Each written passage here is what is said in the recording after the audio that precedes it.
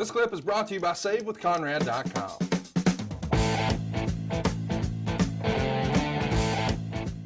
Around 11 years old, he started watching the only wrestling he could pick up on TV, Nick Gulas's Nashville territory. Let's talk about Nashville for a minute. I think a lot of our listeners probably confuse Nashville and Memphis and just assume Tennessee was one territory, but that's not exactly the case, right, Bruce?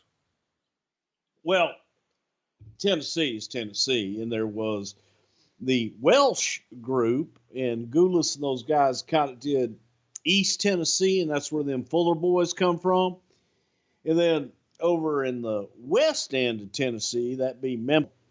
And I guess we'll go ahead and call Nashville a little bit of, well, Nashville's not really, but you know what I'm saying. But yeah, Nick Gulas was the promoter there for years. Nick was an old-time wrestling promoter that was the epitome of that just old school con wrestling promoter.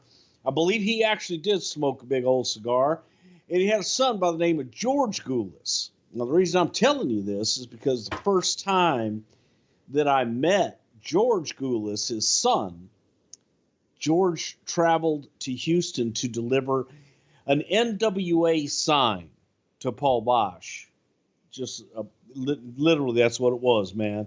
Was a big sign that had the NWA logo on it.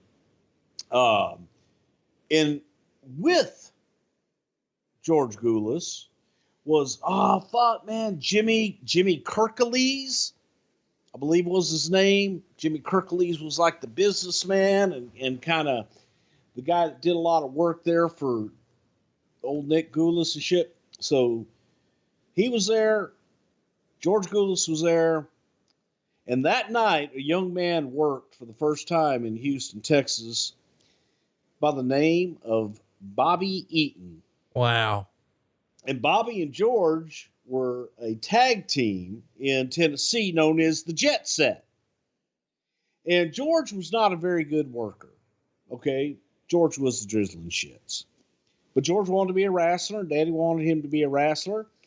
And they would, Nick would put George in the main event, and it was a very nepotistic type situation there in Nashville, Tennessee.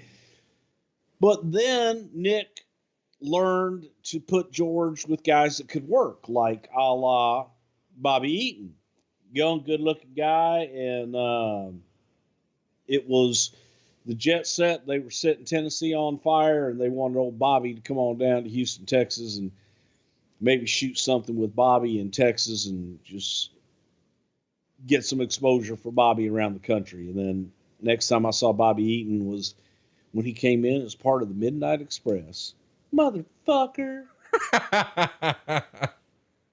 Hey, it's Conrad Thompson. Thanks for checking out the podcast here on YouTube.